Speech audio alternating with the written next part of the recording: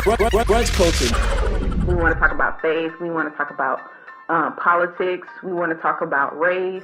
We want to talk about pop culture. Literally, everything is up for discussion, and that's what Brunch Culture is about. It's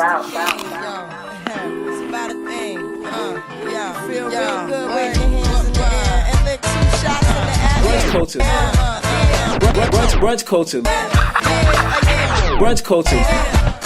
Brunch Culture. She's Lisa V. And he's Randall Keys. And this is another episode of Brunch Culture, the weekly show where everything is up for discussion. We stuck in La La Land. Oh. That's all I had. That's the only part. Oh. Yo, even when we win, we gonna lose. Yeah, even when we win, we gonna lose. So that's all I got though. I keep pausing so you can finish and I it. felt I'm like giving you. I wanted you to finish it. I didn't want to interrupt you though. I wanted to give you the flow so you can make it happen.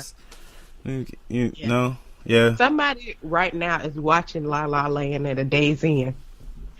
Not the one. Why did she? Your 21st birthday, somebody put you in the days in? I don't think I would have told nobody that. I would have told nobody, honestly. Real talk. But and people oh, well, she young. When you young, you don't know no better. No. They're stars when you book a hotel. 21. Days Inn, Motel 6, Red Roof Inn. Those are things that you never stay at. If it got an N in the name, I'm probably not going to be in there. That was just my rule. And I feel like Usher never went there either. I feel like if he wanted her that bad, he would have put her in the Marriott. But I'm saying, not even put her there, because apparently the story goes that he hit her up and was like, "Where you staying at?" And it's like, "I'm gonna come through." But check this: Usher is known, super known. I just feel like it's dirty in there. Usher just pulled up to the Days Inn and nobody had their camera phone, nobody was taking pictures. Apparently, the lady at the front desk said she asked him for a picture, and he said he would give her one after he got done. But you don't think that she would have just took out her phone and just took a picture of him standing there? True. Come on. This is the day and age where we record everything. And even 2 years ago, the smartphones were smart. 2 years ago, right? That was the iPhone 6. So y'all had. I just feel like that story was way more damaging than anything. Real talk, Usher ain't come to no Days Inn, and it's because it's the Days Inn.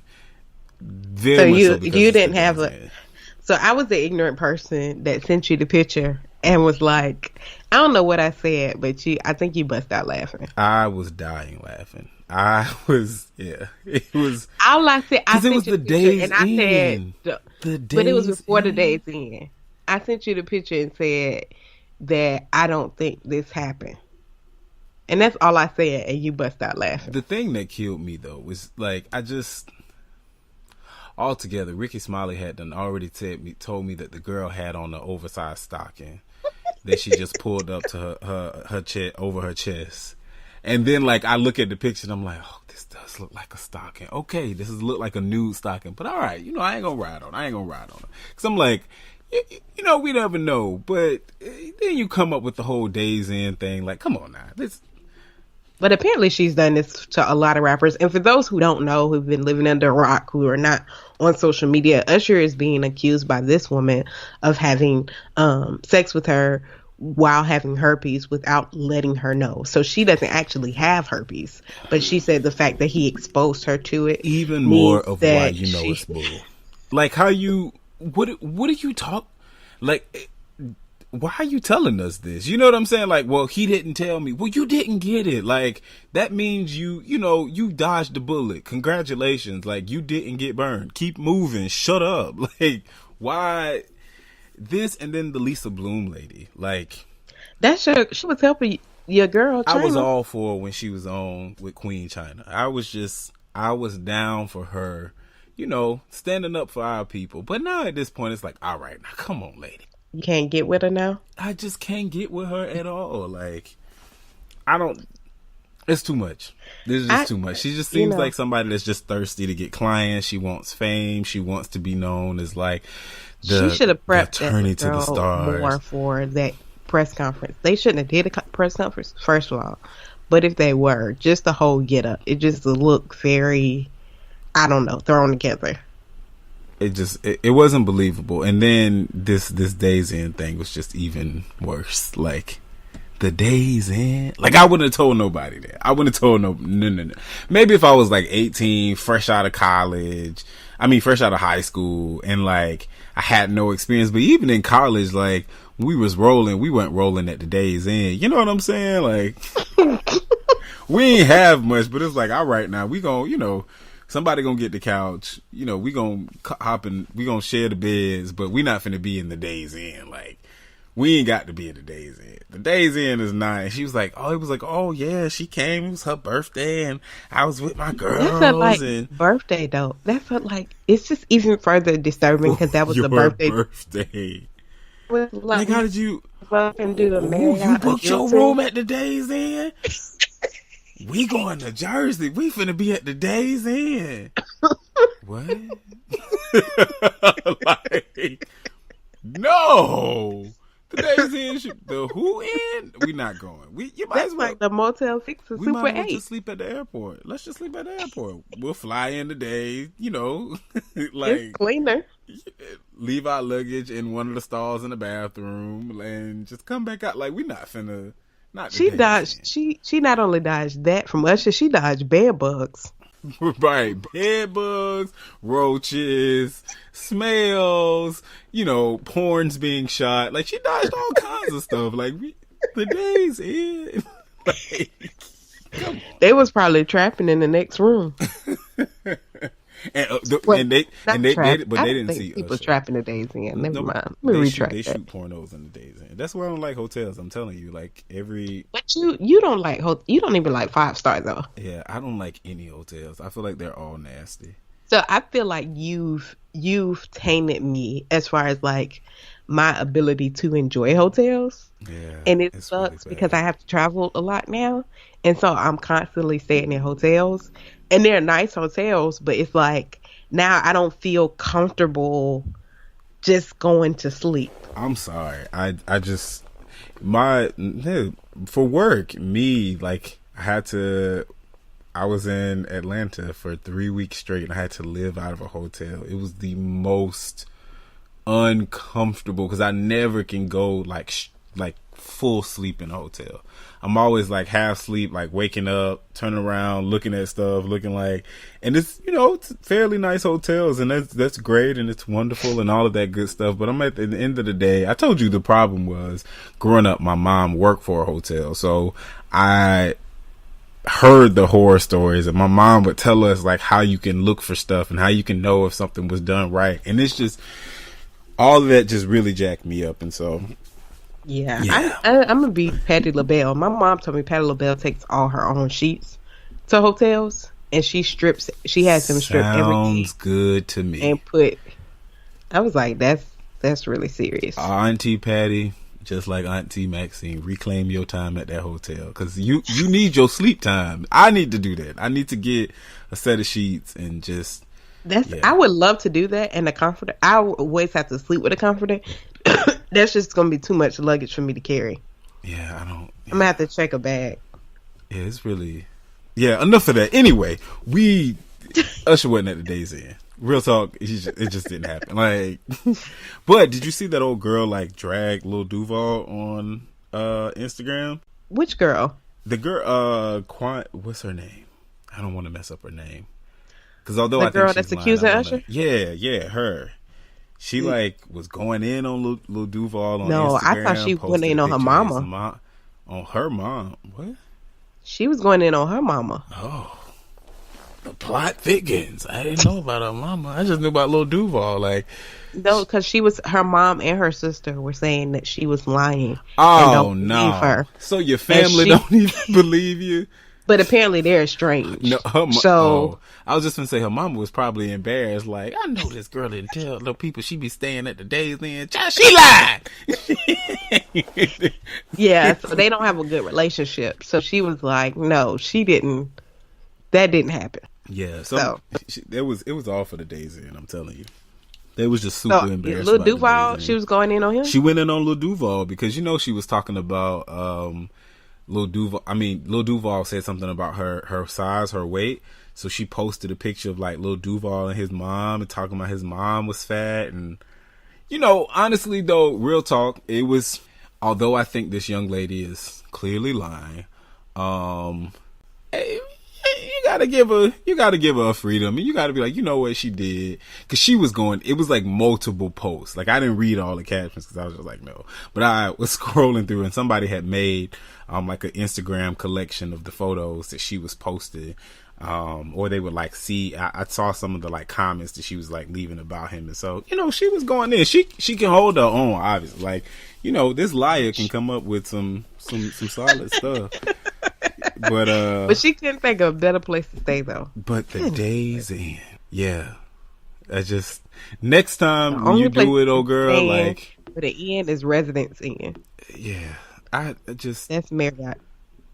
Next time, old girl, just come up with a new place somewhere else. Like it's a little more. It could have been like we had one night at the W, and we would have been like, you know what? She probably was. I still would have thought she lied. You think so? I just don't. Like Usher said, this is not his type. He doesn't have anything against her. Her look is just not his type. I just don't feel like that's somebody we've seen Usher with. Yeah, but I mean, think about it though. With that, because I feel like that's you can argue that down. Like this is not my type. Well, you went to smash her. Like honestly, a box is a box. Like you were actually trying to court this girl. Now, if she was saying like, oh, or Usher has been flying me to his concert across the country, then that's different. You can be like, yeah, this is probably not Usher's type. We never seen him with somebody like this. But it's like, I mean, he could have been feeling froggy and be like, you know what? I just need me a plus size woman. Like, for me, I don't think that that's a reason to be like, that's not the reason. 'Cause he's like, she's not his type. Like, I mean, whatever. I don't think it's that. I literally just think that it just don't make sense. Like, this stuff just does not make sense. Like, Usher came to your hotel and it was the Days Inn, and like you invited him up to your room. The Days Inn be outside, like you can see the doors from the street. And then but they was like, oh, he came to the lobby, so it just does not make any sense. Like I feel like we can pull all these arguments apart and just be like, you know what, old girl, I don't think that this stuff is just not really adding up. And then on top of the fact that you don't even have herpes, like, why are you wasting my time? This little 60 seconds video or 30 seconds video clip or whatever it was from the press conference, like, we can't ever get this time back, lady. You wasting our time. You don't have herpes. He exposed you without telling you. Okay, well, you dodged the bullet. How many other people have you slept with that probably exposed you and did not tell you anything, and you just dodged the bullet? Thank God you dodged the bullet. Apparently she said she was with August Alsina as well, but say an extra prayer. Thank God that you didn't get it, and keep it moving. Shut up. It's just, her story is just like a whole waste of time. It sounds like you just need to go to church and really just be like, this needs to be a testimony more than a press conference. You should stay, like giving out of the guy who's the head of my life and my past is the first lady and all you members and all these in all your respective places. I slept with Usher and I didn't get herpes. Like, that's what you should be doing. You shouldn't be giving us a press conference trying to sue the man because you ain't catch nothing. Like, it's just really crazy. But what's not crazy and what's not a waste of time? Jay-Z's Moonlight. I gave y'all a sample of it at the beginning. It wasn't able to, give the full effect, obviously. La, la, la, la. Yeah. So it was dope. I love to see them include Issa Rae, Tiffany Haddish. What is her last name? Haddish, yeah. You said it right. Yeah, okay. Yeah, okay. Yeah. Tiffany, the dude from the Carmichael show. What is his name? Is his real name Carmichael? Gerard Carmichael. Gerard Carmichael. So it was really good to see them. I didn't really know a lot of other people. I know Lil Rel was in there. Mm-hmm. Yep. He's hilarious. Yep. And what him and the other guy, I forget his name, but he was also in Get Out too. Oh, that was the main character? No. Oh, gosh. We don't all look alike, Lisa. No, I'm trying to figure out because I can't remember who was in it. He was the guy that his nose started bleeding when the camera. He got kidnapped at the beginning of the movie. Okay. Yeah, that was him. Okay, yeah, cool. Yeah. So I don't remember the other people, so that's why I was like, I don't remember seeing the dude from Get Out, but I was trying to figure out which guy it was. You said he's the main character? Nah, Lisa, he wasn't the main character. Nah, it's all good. But no, it really was. I thought it was really good, and because I kept seeing people saying like there was like a remake of Friends, and I follow Issa Rae on Instagram, and so I think she posted it too. And so I saw it, and I really wasn't paying attention to it because low-key I didn't watch Friends. I didn't like Friends. Oh, you didn't like Friends? I was just watching them the other day. The show is based in New York. There's a cast of... There's no black people. It's based in New York. There's no black people. It's Melting based pot. in New York. There's no black people. Like, I can't watch this show. Like, even as a kid, like, I don't even think I really understood why I didn't watch it. I just had like this disinterest in it because to me it seemed it wasn't genuine, like it wasn't real. And then of course, I've expressed my love for living single, and to me it just kind of seemed like that's what it was. And then later to find out, Queen Latifah actually said it, that this idea for Friends literally came from Living Single. Like, it was meant to be the white version of Living Single. And then after that, I was like, yep, see, that's why I never watched it. Because, I just want things to make, I want things to make sense. And I feel like if I'm watching a show and there's a clear, like, there's no diversity at all, but this is supposed to be like a young, hip show at the time,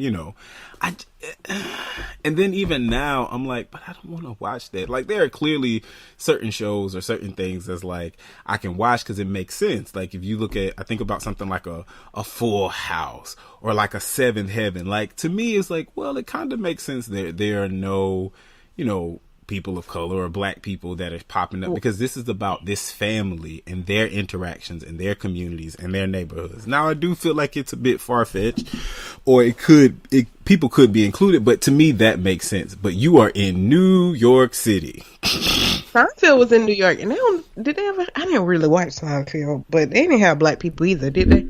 I didn't watch that either, but I would watch more of it, but their comedy was just more adult for me at the time, so I was just kind of like, I don't really get it. But no, I don't think they did. I think maybe they did for a little while. There was somebody that played in that show for a little while. I forget. I don't know. I never watched it enough. It was stupid to me.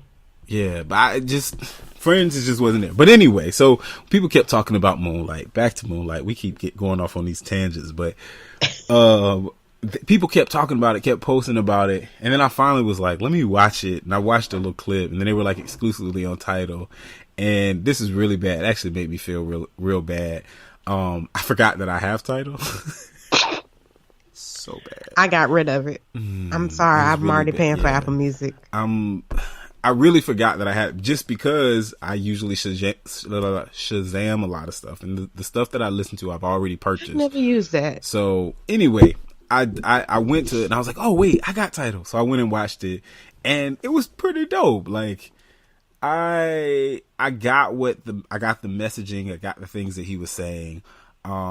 It was really funny too that he did Friends, because for that reason he made this show that was an all white cast, that was a comedy, an all black cast, and still a comedy. But what to me was really, really interesting was that all of he had all of these comics, these people that are in comedy today, and they're doing, they're up and coming, they're making names for themselves, but them in these roles, they were actually very dumbed down. Like, if you listen to the script and you listen to the things that they were saying, none of the stuff, and they had a laugh track too, none of this stuff was like, that they could be funnier, that they can really go to the next level, but they all were just kind of like, Oh, okay. Even Tiffany Haddish's character, like, she was playing Phoebe, and, you know, when you watch Friends, or when people watch Friends, I was talking to my friend about it, and she was saying, like, oh, yeah, you know, like, Friends is... that was the thing, like, you got their humor, and Phoebe was kind of like the go-to person for comedy, but Tiffany Haddish in this role was not really funny. It was just kind of like, Tiffany Haddish could have did something better than that. But I think he did it in that way to kind of speak to having to live out this role that was like, these are the network, these people with money that are not connected to the culture, that are not creative, or not creative in your way of creativity. They've kind of placed you in these roles and had you say these lines, and it's supposed to be funny, but you really aren't reaching your full potential. And it's because you're stuck in this thing. We're all just doing it. You're recycling what's been done already. But you, who are the source of talent that has all of this great stuff, and I think as viewers of this, that's what he was making a point. I think he was very strategic in getting all of those people in that, in the little Friends remake for that very reason. Like, we know these people, we're familiar with them from comedy spaces, you know, Issa Rae changes culture, the Carmichael Show. It's just, it really, I didn't mean change culture, but really like kind of sparks a lot of conversation, and it's just kind of like shifting the way that we look at stuff and consume stuff with like HBO and making things free and all of that good stuff. And so it's like all of this talent is coming out of it, and we're seeing these talented people expecting like, oh, they redid Friends, like how is this gonna be? And you kind of watching it, and it's a bit lackluster. Like, I mean, I guess, but that wasn't really funny. Like, that wasn't really funny. And then at the end, he had to like wake up and like, you know, this is not, you know, I appreciate that part, like that enlightening, like you're not, like you're saying, not going to dumb yourself down. Yeah. And what was interesting too was I kind of want us to I really wanted us to do a show on this. I got excited though, because I was like, no, I really did like this. But at the end, I'll skip to the end part. I won't go through every part of it, but like the end part when he sits on the bench, he looks up at the moonlight.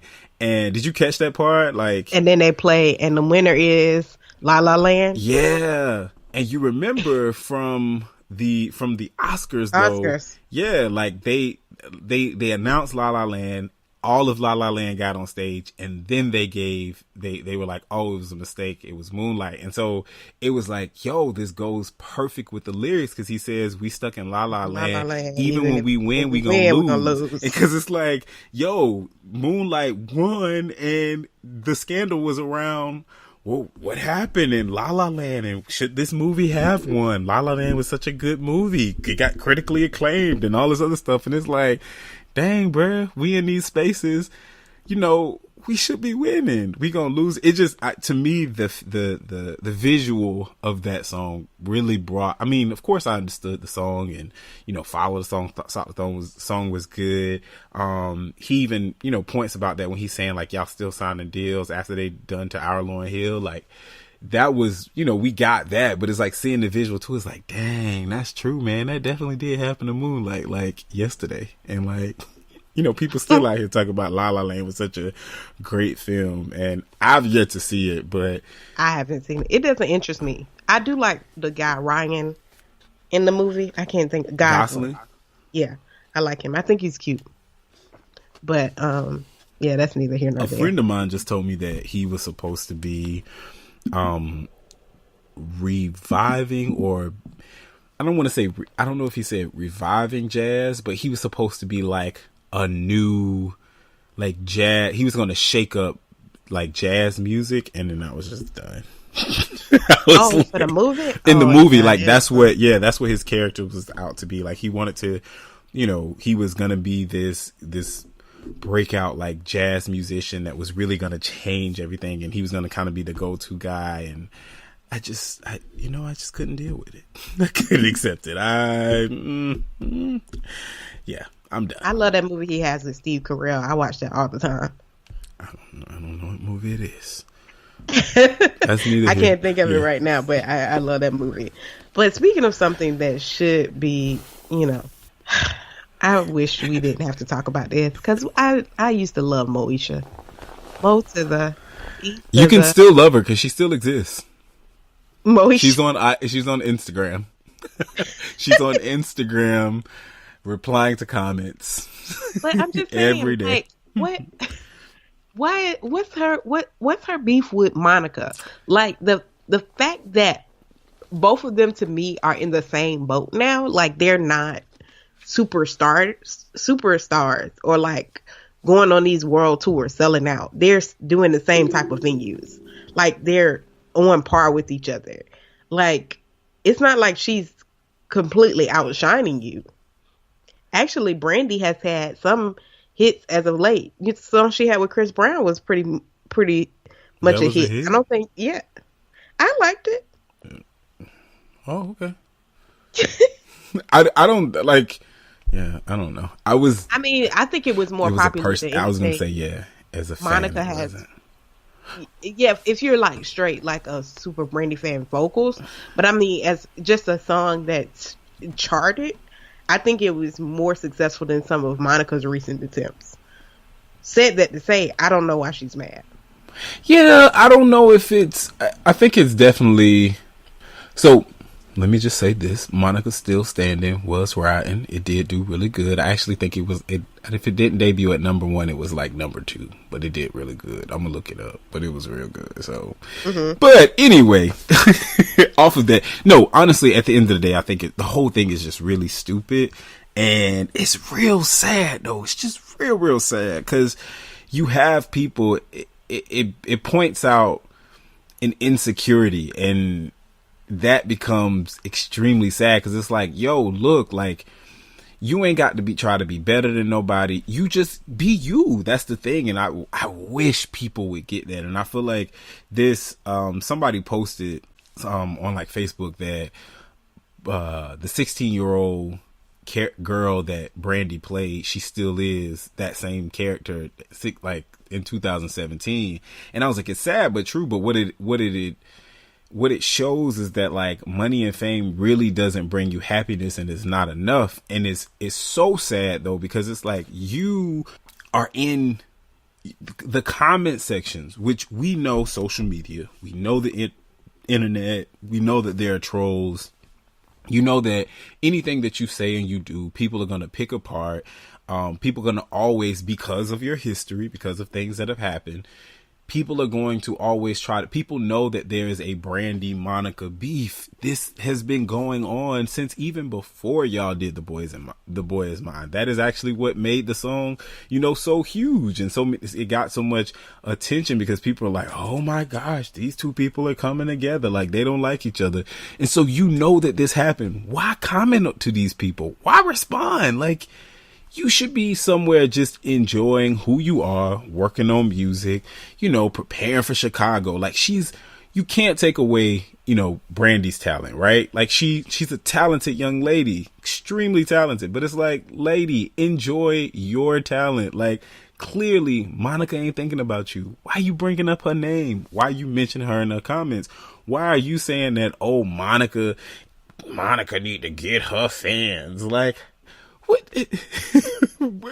as if Monica is like has a string on people and she needs to be like, all right, now stop, come on, reel in, don't do, like, clearly the lady hasn't said anything to you about you. Like, even when you've directly shaded her in a performance that was supposed to be about you made it about her. Like, you keep doing this. What's going on? Like, I think you really have something. It shows that you're unhappy. Meanwhile, you got Monica over here posting about,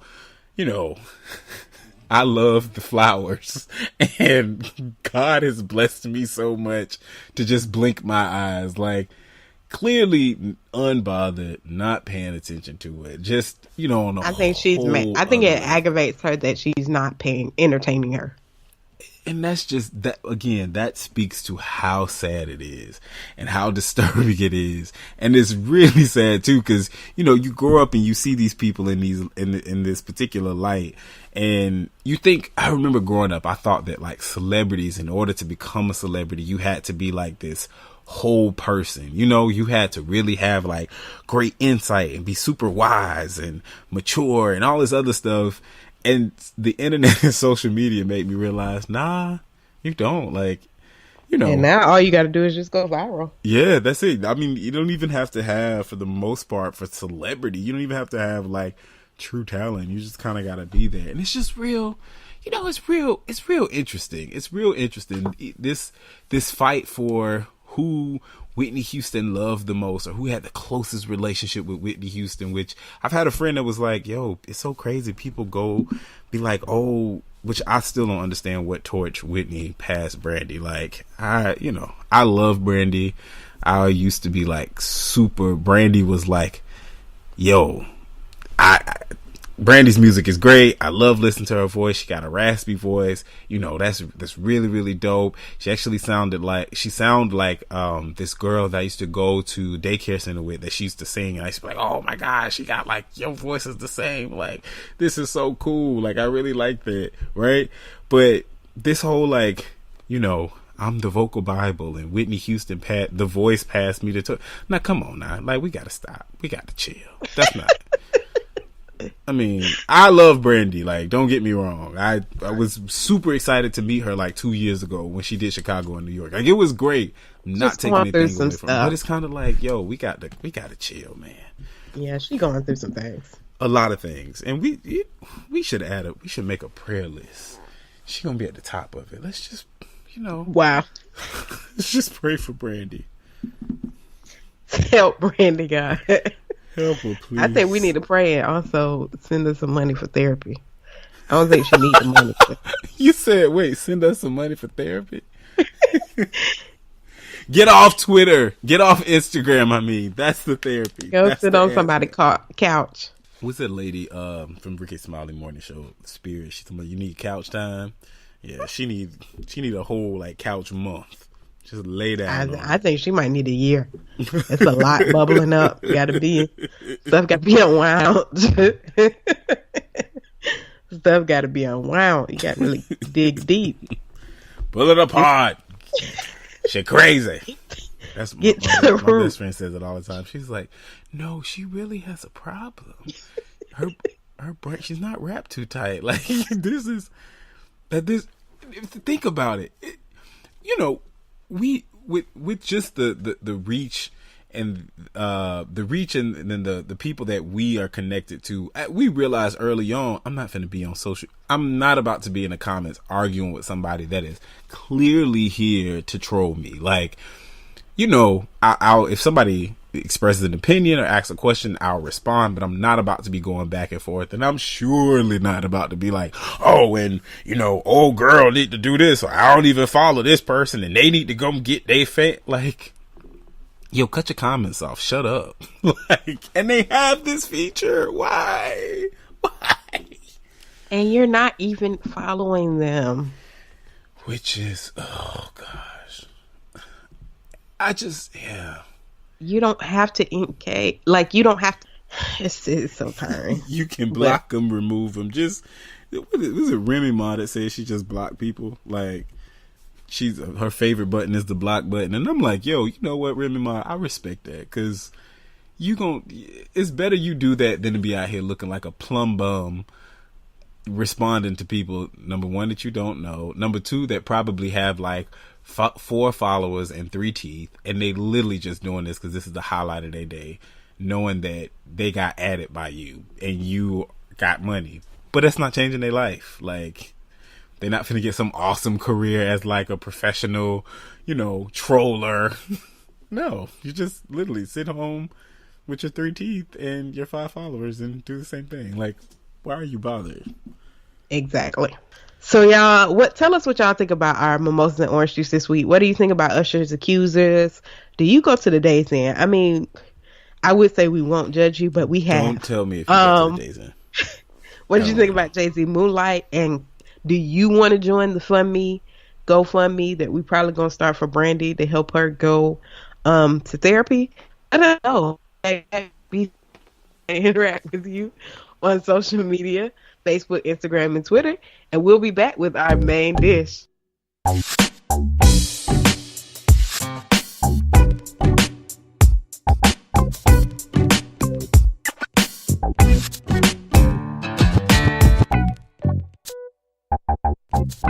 All right, we're back with our main dish, and today's main dish is about Charlottesville. I think that everybody knows about this now and what's been going on.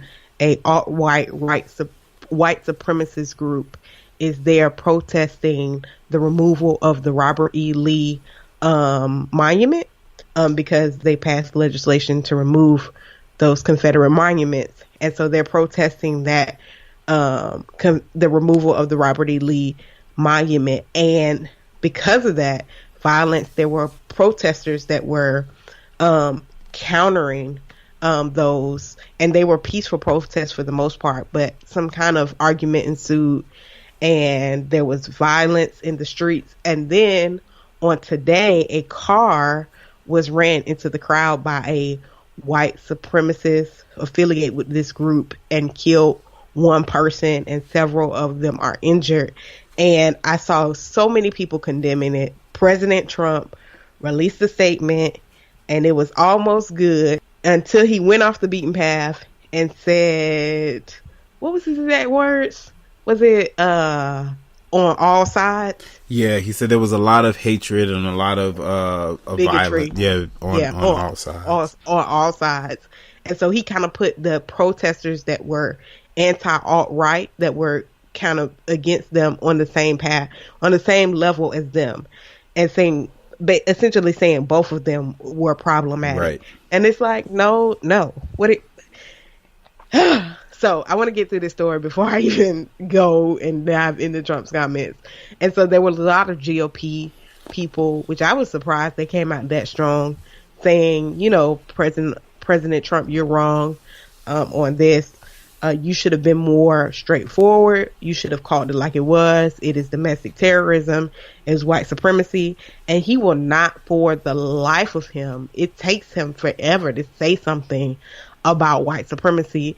Mainly, I believe, because a lot of them are his supporters. Right. And Donald Trump is loyal to people that are loyal to him, that he feels are loyal to him. Right or wrong, that seems to be his trend. And it's going to be, I think, one of his greatest downfalls. Obviously, he's already on a path of a slippery slope. I don't even think he realizes it.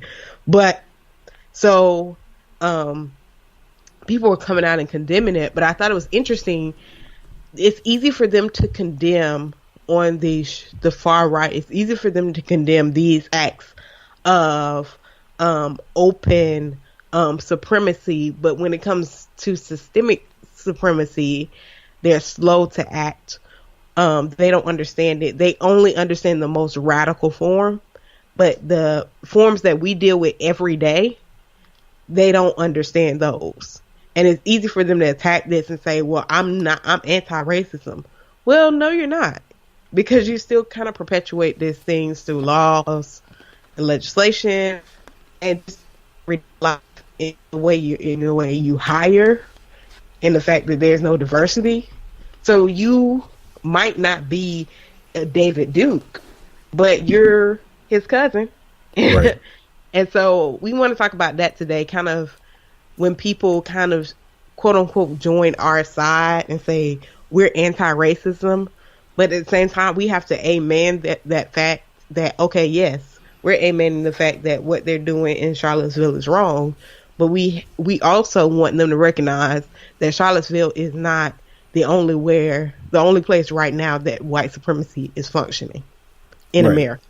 Absolutely. And it's to that point, Charlottesville didn't happen overnight. It wasn't something that just kind of came up and it's like, oh my gosh. And what has become increasingly frustrating to me is I've really tried to dodge seeing a lot or hearing a lot or consuming a lot of that today, just because life, work, and it's just kind of like I want to want to be able to woosah and relax. But what I ended up doing is listening to, turning on television and starting to watch the news and hear that it's these small things that led to this. It's stuff like questioning, do we know if this guy that ran into this crowd, saying things like, well, do we know if he intended to target them? Do we know if he really is a white supremacist? Do we know that he's a part of the neo-Nazi? Do we know that he's a sympathizer of those people? Like, it's this type of approach and this type of let's kind of play dummy and ask the questions and kind of promote this idea, or let people say that we're doing it for the sake of being fair instead of just calling a thing, right? When we've had protests in other places and those protests or portions of those protests have become violent, we didn't say, well, do we know that these people are part of the Black Lives Matter movement? Do we know that, those questions aren't really asked. We automatically, jump to assumptions. Exactly. If the journalist themselves doesn't do it, the network makes sure that somebody comes on that's a commentator, and they automatically jump to that assumption and they allow them to do that. But in this space, we're starting to see that, there's a lot of questions, and everybody's like, well, let's be careful not to call these people, by a name if we don't know that name applies to them. The former lieutenant governor of South Carolina did that for a whole 30 minutes on CNN. Frustrated the heck out of me. And it's extremely frustrating, because it's like, these are the things. This is exactly what we're saying. This didn't happen overnight. It's this type of stuff. It's this type of these undercover soft overlooks, these things that people are saying, well, that's not racist, or I'm not being racist, or this isn't really a problem. When you allow these little things to happen without calling them out, you create a space where people get to navigate in these places where they don't have to own up to their true actions, where they aren't directly called out for their BS and called out for the wrongs and the ills that they put out into our country, into our society. They aren't called out for those things. They're given an opportunity to kind of play play dummy and just kind of take a step back and not do it. And these are the things that lead to it. And the reason that so many people are frustrated, and I was, kudos to those politicians or those leaders that have called out the president directly, and particularly those white leaders that have done it, because we talk about the importance of us being unified as a country, right? We talk about the need for Donald Trump himself, he talks about the need for us to love each other, and not to only, be friends with each other, but to actually take it to the next step and to love each other. And a part of loving someone is understanding their struggle. A part of loving someone is, even if you can't understand, you hear their struggle and you don't denounce that. And so you give them the opportunity to hear what's going on, and you recognize that, you know what?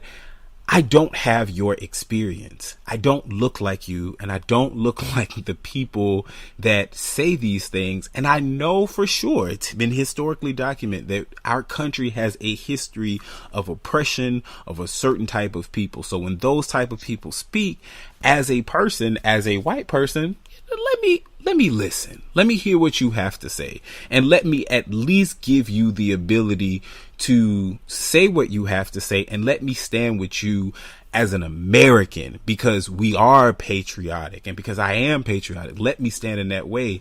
And that's what we need to be doing. And the fact that we have a president that didn't do that and didn't directly speak down and speak against it, these are the things that are frustrating, because these spaces and these types of actions and these types of coming together of minds to denounce people and say things like, we're taking our country back. Well, who are you taking it from? Because we are all Americans, and this is all of our countries.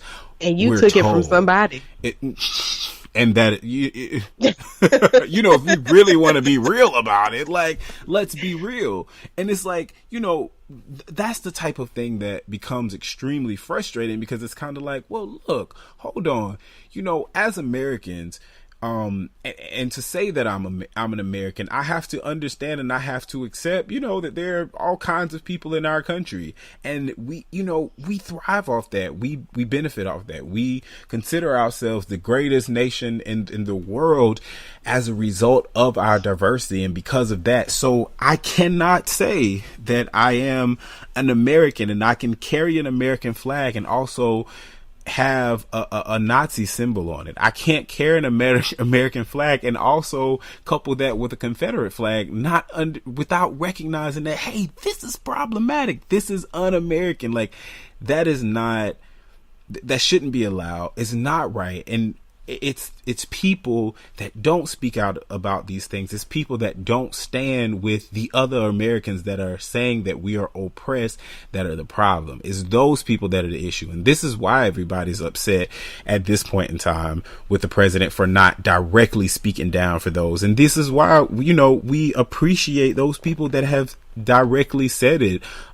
Hey, this is this white nationalist group. These are these neo-Nazis. You know, this is the Klan. Like, they're speaking directly to these people and pointing it out, like, you are the problem. That's how we can say as Americans, we are not going to allow this. There is a difference. And we've heard, you know, we were watching CNN together, and we've heard people kind of come on and say that, well, you know, we don't condemn the Black Lives Matter movement when they organize or when they march. You know, nobody is condemning this group of people or these organizations. We're not condemning them from organizing and marching, but we're condemning them from organizing and marching with the intent of saying things like, we have to take our country back. We are holding up symbols and flags and signs that have been, our country has actually fought for these things, fought and won for these things to go away. And so we have people here that claim to be, you know, patriots, and they want to wear these things, and they want to, you know, wave these things, and they do it saying that we're going to take our country back. Well, who are you taking it back from? Because I'm a natural born American citizen. I was, as far as I know, this land is your land, and this land is my land, right? Is that not like, you know what I'm saying? And it's like, it's that type of thing that, you know, you have people argue and kind of overlook the things that we're saying. We're pointing out, hey, it's so important for you to actually acknowledge this. It's important for you to not say that all lives matter as a response to us saying that Black Lives Matter, and literally because the entire, or saying white lives matter. Did you say they were chanting white lives matter last night? And it's like that, those things, and we're not going to be taken back from the Jewish people. We going to take our country back from the Jewish people. Those things literally come from a cry for help, a cry for a problem. And so you develop those things, and you want to condemn that, well, you can't say that Black Lives Matter if this, no. You only develop all lives matter. You only developed all of these things as a result of this. Like, your intent was not to call out an issue, was not to help the oppressed people. You're using those excuses now as a blanket, but that's not as a blanket to kind of allow yourself to exist in that space. And so people that don't, and these are not just the leaders, and I want to be very clear here, and I'm going to give the floor back to you, but I want to be very clear that we're not just calling out those people that are leaders to do this. These people exist. Those people that were down in Charlottesville are not, you know, they're not just like some backwoods people that decide to show up.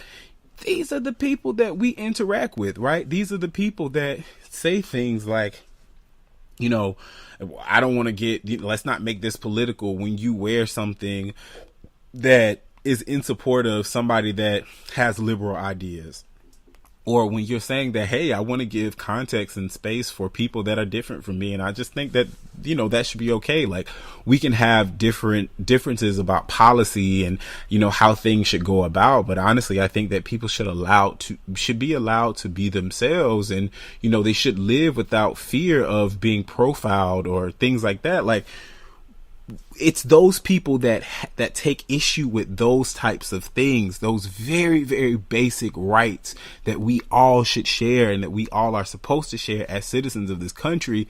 Those are the people that were out there. So I saw a post where somebody said, like, yo, these people wear suits. These people are, you know, they're accountants, they're public speakers, they're public servants, they're pastors, they're preachers, they're barbers. They exist everywhere.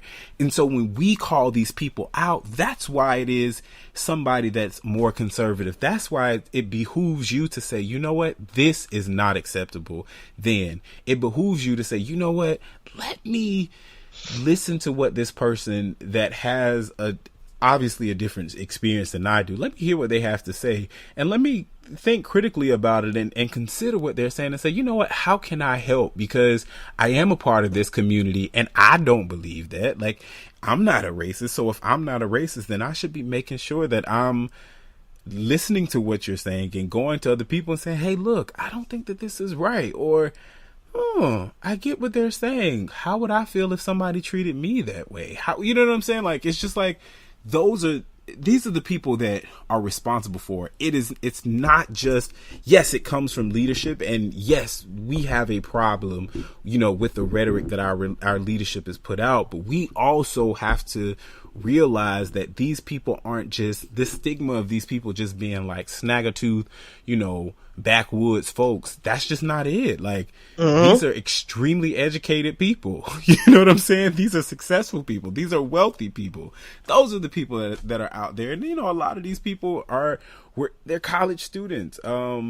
That they're millennials, which is the other crazy thing, right? You know, yeah, because you think a time would erase it, or each generation would get better, but it's just it's kind of like a reincarnation of it. Exactly. It's not. It hasn't. Like, this exists on our watch within our peer group, and that in itself that's the problem. And so I say that to say that, as we interact with people and as we talk about these things, this is why, you know, we have to be mindful of ways in which our own biases, ways in which, you know, we kind of overlook things or don't speak about things or don't call out certain things. This is how that's problematic, because these types of situations don't just happen because, you know, 50 people decided to get together. They just had this bright idea on Thursday. They decided to get together on Friday, and they,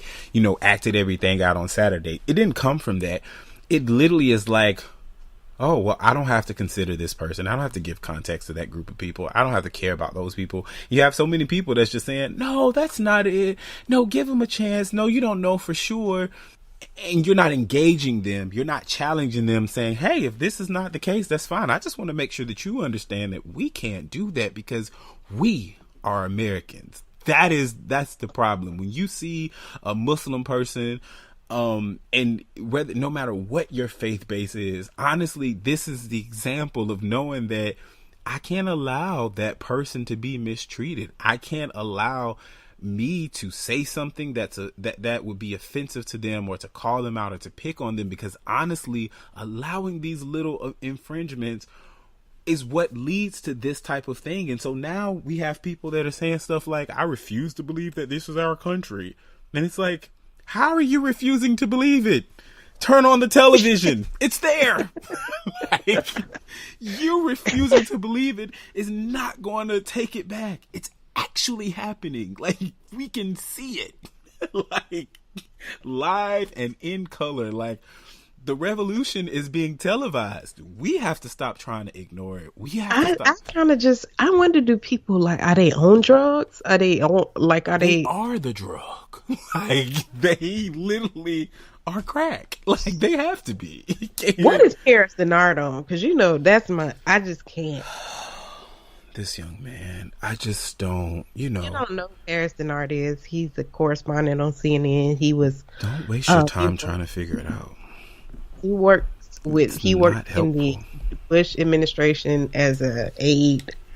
It's focused on the African American community. I don't know if he reached us during that time because, yeah, we're not aware of him.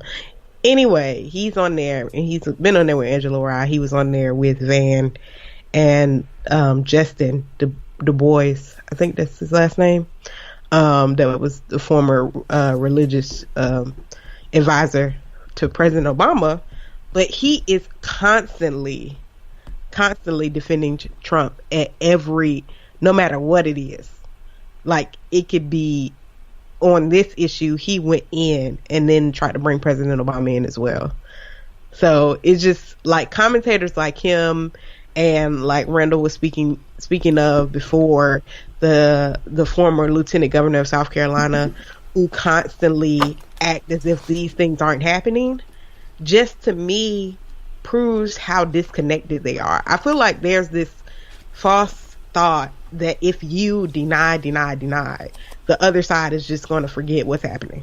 Yeah. Like they're not gonna look at what they see with the right eyes. It's like people have more respect for you if you say, you know what, this is my position, but these are the arguments that are faulty in my position, and also these are even in my position and my group, these are the people who did egregious things.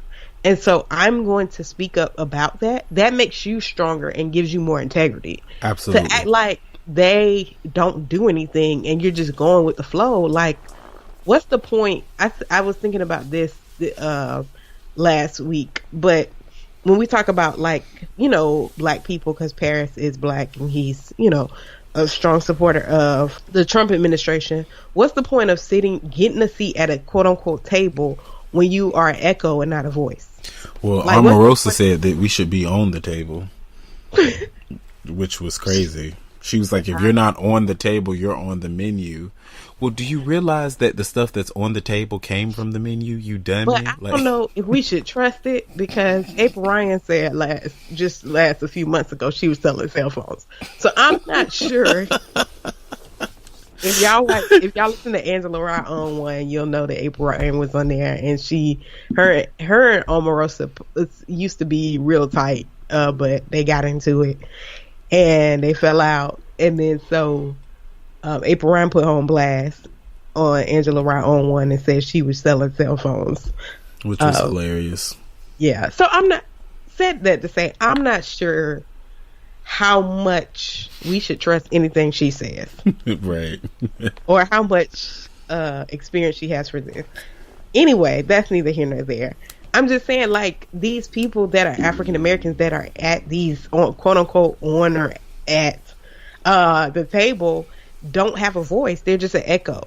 And right. That's just, to me, a waste of a person. Absolutely. And one thing that I want to make very clear, and I think I was actually just thinking about it as you were talking, and I was actually glad that you pointed out the fact that Paris is black, because, you know, these types of problems, although they're very prevalent, you know, on opposite sides of racial groups, they're not just, the liberal movement is not just black, it's not just people of color, and the conservative movement is not just, you know, white people. Like, when I say that we have to realize that these people exist in our lives and in our spaces, we have to know that it's not just like you're out looking for all of the people that's of a different race. You really are saying, like, no, I'm not accepting this BS from anybody. I'm not accepting this BS on myself. I was actually having a conversation with a friend this past week, and this is literally just a conversation between the two of us. We're not even having this conversation on the phone. Like, you know, I can't be like, oh, somebody's just going to hear me. Literally, we're just having this conversation in front of each other. And I was about to say something. I was like, you know what? That actually was really, I was going to say something, but it was going to be really unfair. And it was going to be a really ignorant statement. And what I don't want to do is I don't want to allow myself to have these types of thoughts or say these types of things amongst friends, although we all know there's certain things that, you know, you do with your friends because it's kind of like, well, you know, I'm doing it for fun. I don't mean it. I'm not going to treat somebody that way. But I feel like at some point in time, we have to challenge ourselves, especially in these times, to say that, you know what, I'm not going to allow myself to make this type of statement or to carry out this type of thought, because that is the building blocks for carrying this out in some other way. And know that, you know, that doesn't mean like you are this horrible person. It's interesting. I think about President Obama's tweet that he put out. Basically, it was a quote from Nelson Mandela about everything that's going on, and a part of it says like people aren't born to essentially hate. I'm paraphrasing, but people aren't born to hate. They were taught that. And I think that speaks to this idea of like, yo, we kind of gotta check ourselves, and we gotta check the people around us, and we gotta know that these things don't just have one face. Bigotry doesn't have just, you know, one profile or one skin tone, or one financial bracket. Like hatred, racism, whatever it is, all of these things, we have to check ourselves, because if we don't, if those things go unmatched and uncovered, and we will have situations like this, and it won't be just this one place in like a small town. These will start to happen in major cities. I saw somebody that tweeted that, you know, this type of thing would never happen where I'm from because we just wouldn't stand for it. And it's like, you know, that sounds really great. It sounds wonderful. But when these people come and you start realizing that, you know, they aren't just met with the locals, it's not just the people that's there. It's like, yo, people are coming from other cities, other states to come to this type of event. And then you start realizing this person that you've been laughing with, allowing to carry out these types of thoughts, they turn and they joining too. So it's like, wait, like, you know what I'm saying? Like, they coming from everywhere. I don't know what's going on. We got to check this stuff, and we have to know that it's not one type of person that's doing it. And I don't want to say one type of person that's doing it, but saying that these people can exist anywhere. And we have to know that. And we have to acknowledge and accept that these people are in our backyards. They're in our offices. They are in our grocery store. They're where we live. People with these types of thoughts are. And I say that to say that we have to make sure that we are challenging people to know that, hey, that is not what the definition of being an American is. It is not patriotic. It is not American to tell somebody that I'm taking my country back, or, you know, people are so sensitive and you can't say nothing about nobody. Like, yo, that may be true to whatever degree, but that doesn't give you an excuse to treat anybody like crap. You know what I'm saying? That doesn't give you an excuse to offend somebody. It doesn't give you an excuse to call somebody out of their name. It doesn't give you an excuse to overlook somebody just because you don't feel like their thoughts, their opinions, or feelings are valuable enough for you to have to be mindful of. If you want people to do it for you, do it for everybody else. Mm-hmm. Yeah. And I heard Justin Du Bois say something that I thought was so profound. We are to speak the truth in love, but make sure you speak it. You know, because some people use that like as a cliche, not as cliche because it is truth, but as a way to dumb down truth. Right. Like, well, you got to speak the truth in love. Okay, but don't take it to the point where you don't say anything at all about the injustices in this world because you like, well, I don't want to step on anybody's toes. No, you got to call it out. Exactly, because that literally is the only way that we can solve this problem, and it has to be a collective effort. It is all of our responsibilities, and it really hit me to knowing that, you know, I feel like as Black people, based on, you know, our history in this country, we're very reluctant to say that, you know, this is my country. But the truth of the matter is, it is. Mm-hmm. Blood was shed for this to be my country. People died for this to be my country. And so if you have the right to claim it, so do I. If it is your country, it is my country too. You ain't going nowhere. I ain't going nowhere. And so you gonna fix it. We're going to fix it. And you are going to be a part of this process of fixing it with me. And you are going to understand that I am not somebody that you can mistreat, that I am your equal, that I am not calling myself better than you, and I will not allow you to call myself better than me. We are very different. We're diverse. Our diversity is what makes us great, and we are going to move forward with that. We are not making America a great again. We are continuing to make America great, because that is what we are here to do. This idea of taking things back is problematic, and I think we have to understand where these types of things come from and how they're perpetuated. And you're basically throwing a little bit of more juice on the fire, just a little bit of more ammo in the fire to make it burn, like get larger and larger and larger. And before you know it, we have a forest fire, and everybody's like, oh my gosh, we got to stop it. No, because I'm just anti-fires. And it's kind of like, but you didn't see how you were throwing little pieces of wood and clothing and aerosols and all of this stuff in there to make this explosion. This just didn't happen. You letting these things exist was the problem. And that's what we got to deal with. So y'all tell us what y'all think about Charlottesville. What were y'all thoughts? What did y'all think about President Trump? What did you think about what we just talked about? What did you think if you saw CNN and you saw Paris? You was thinking the same thing thinking, what the heck? Let us know, #ChatBC, and we'll be back with our toast or roast.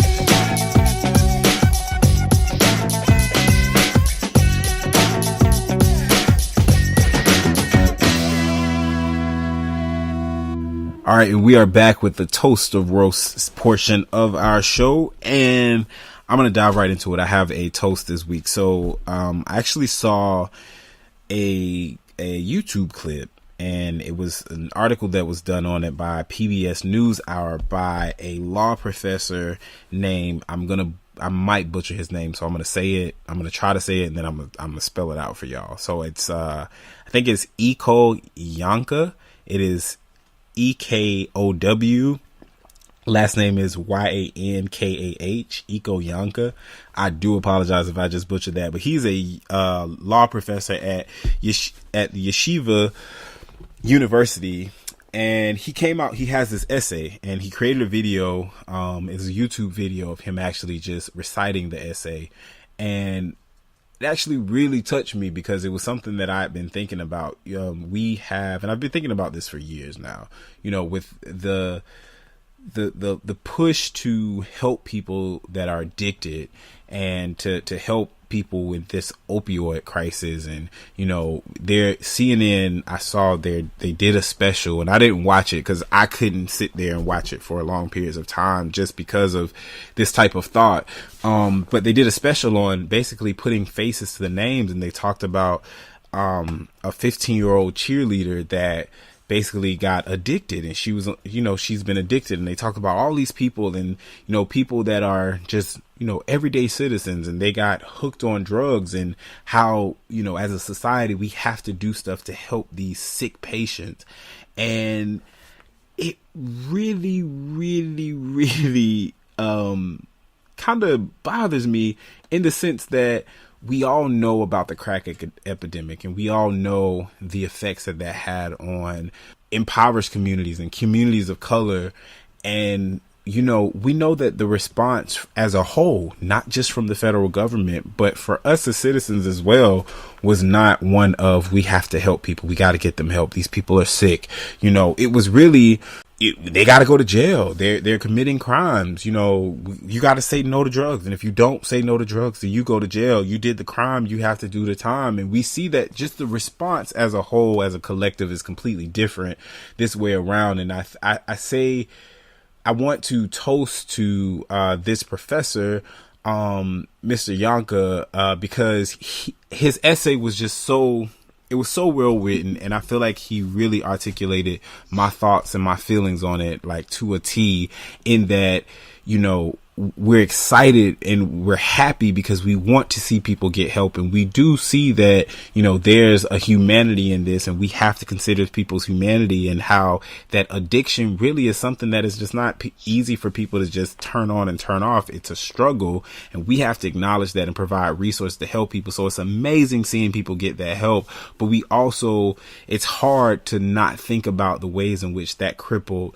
you know, our communities, the ways in which that led to so many people having to grow up without parents, or, you know, without grandparents or certain siblings or whatever. Like, it really impacted people's lives.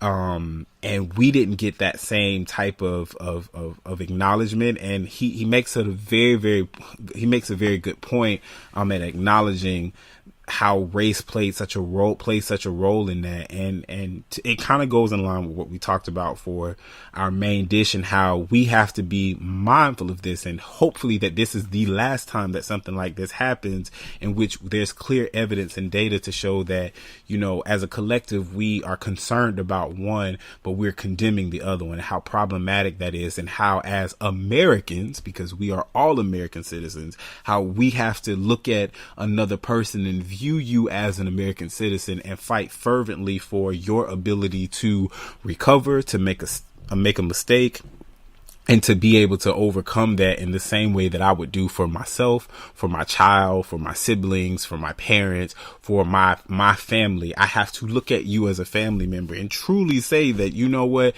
while I might disagree with your policy, your thoughts, I might disagree with your faith, I might disagree with your sexuality, I might disagree with your fashion, I might disagree with all kinds of stuff, but at the end of the day, what I can agree with is that you should have the same freedom to do what you would like to as I would, because if it were me on the other end, I would be advocating for myself, and I would be advocating for that to happen too. So my toast this week is to Professor Iko Yanka. Gosh, I feel like I'm butchering this man's name. I apologize. I know this might be like, how you gonna toast a man and jack his name up? But it really is, it's me. I do apologize.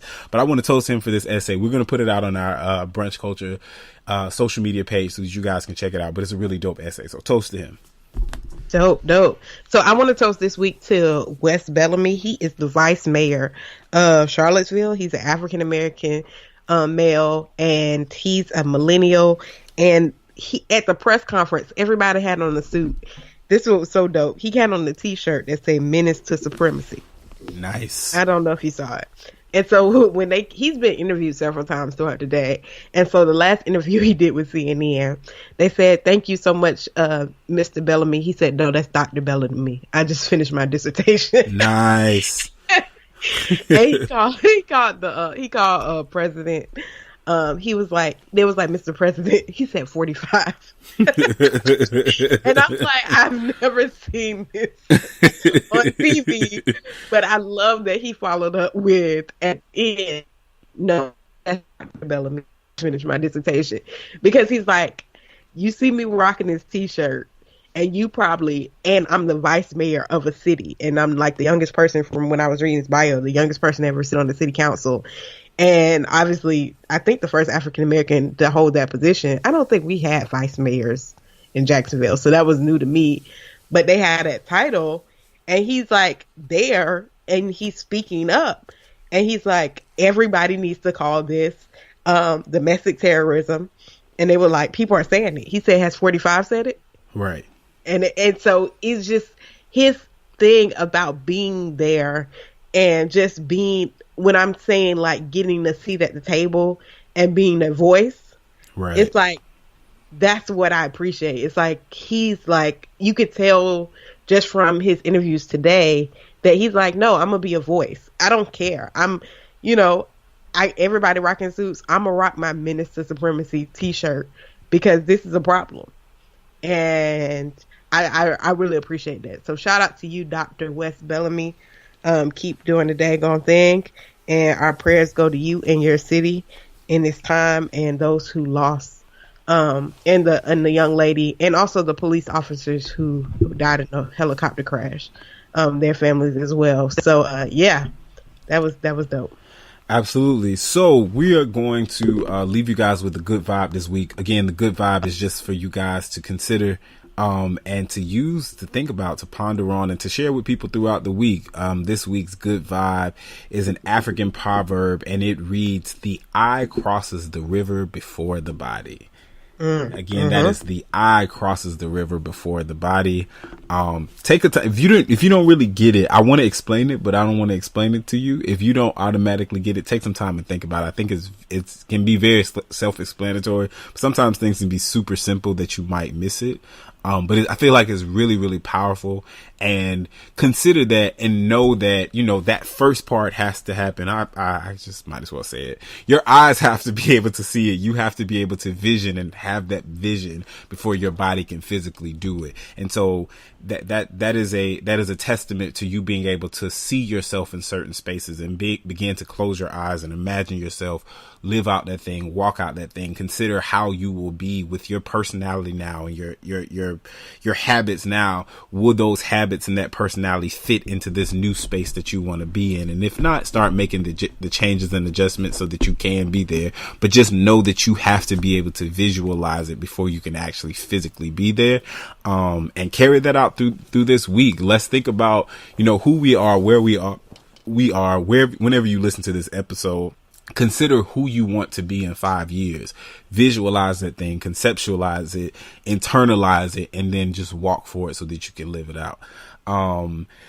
I know we've been here for a minute. Thank you guys so much, as always, for listening to Brunch Culture, for another episode of Brunch Culture. We appreciate you guys for rocking with us. I know that this episode was a bit heavy, but we actually hope that we were able to inspire and connect with people, and just to foster some conversation and to make people think about, the things that are happening and what we can do on a very realistic scale, immediate scale to actually get things done. So we thank you guys for listening. Make sure that you check out our website at www.brunchculturebc.com. We're also on Twitter at Brunch Culture and on Instagram at Brunch_culture. And as always, remember, here at Brunch Culture, everything is up for discussion.